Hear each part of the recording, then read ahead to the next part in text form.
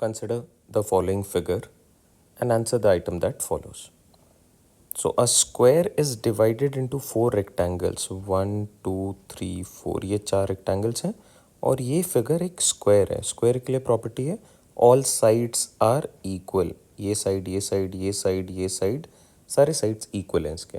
Now the lengths of the sides of the rectangle are natural numbers.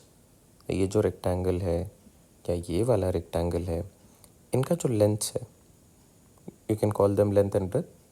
ये जो length given है ये सारे नेचुरल नंबर हैं. क्या इंपॉर्टेंस है इस लाइन का? ये all of them are counting numbers. It could be 1, 2, 3, 4, 5, 6 so on. It cannot be 6.5, 6.3. No, these are not natural numbers. So these are natural numbers. All right. The areas of the two rectangles are indicated. Yes, ये area है 15, ये area है 48. अब ये कैसे find out होता है area इसका? तो ये मान लो लेंथ है, ये ब्रेथ है, this into this, length into breadth is 48 here.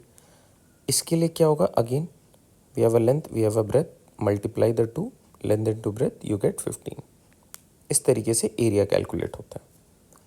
What is the length of each side of the square? मुझे एक्चुअली में ये फाइंड आउट करना है, this length and this length.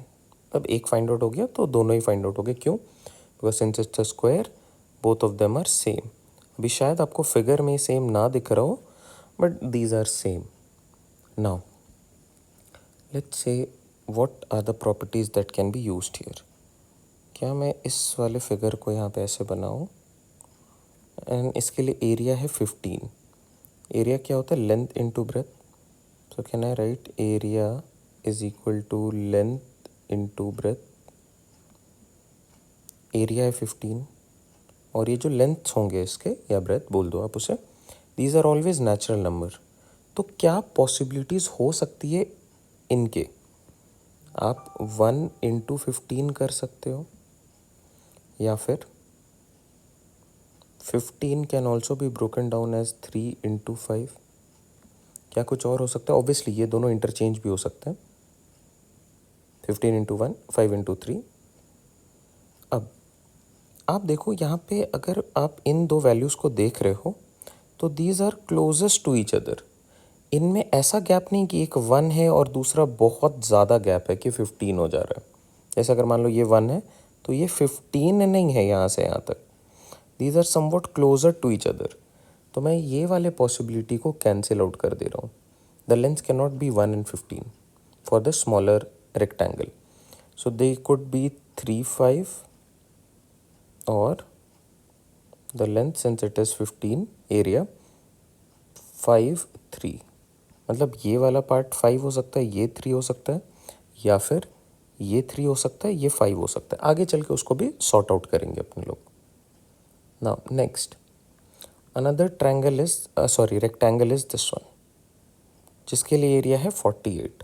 अब आपको पता है area is again length into breath. 48 के लिए क्या क्या पॉसिबिलिटीज़ आप बना सकते हो? तो आप बोलोगे पहली पॉसिबिलिटी बनती है 1 and 48, बट इसको आप इग्नोर कर दोगे बिकॉज समवॉट आप देख पा रहे हो ये दो values again closest to one another है.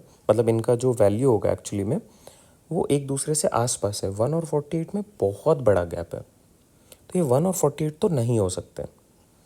नेक्स्ट क्या हो सकता है? Can it be 2 into 24? नहीं, ये भी बहुत बड़ा गैप लग रहा है. और can it be 4 and 12? Again ये बड़ा गैप है 4 और 12 का. आप देख रहे हो अगर आप इसे 4 कह रहे हो तो ये 12 नहीं है, ये ज़रा सा बड़ा है. अगर ये 4 है तो this could be possibly 6, but वो केस बन ही नहीं रहा. नाउ और it could B 6 and 8. 6 into 8 is 48. Now मैं इस वाले डायग्राम में 6 को यहाँ पे रख रहा हूँ. 6 is this length and this length I am calling it as 8. यहाँ से यहाँ तक I have called it as 8. This is 8. Alright, so I have ignored this and the other one, and I have gone through with this too. अब देखते हैं जो हमारे पास data उसको कैसे रिलेट कराना है। ये जो लेंथ बन रहा है यहाँ पे और यहाँ पे, ये स्क्वायर के लेंथ्स हैं या स्क्वायर के साइड्स हैं। तो side of a square is always equal, sides of a square are equal.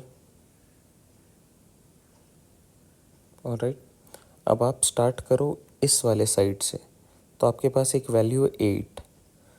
अब आप 8 प्लस क्या रखोगे आउट ऑफ 3 और 5, और इस तरफ आपके पास जो दूसरा साइड है इसका, वहाँ पे यहाँ से यहाँ तक आपने कैलकुलेट कर लिया है, विच इज़ 6। तो दिस इज 6 प्लस वॉट।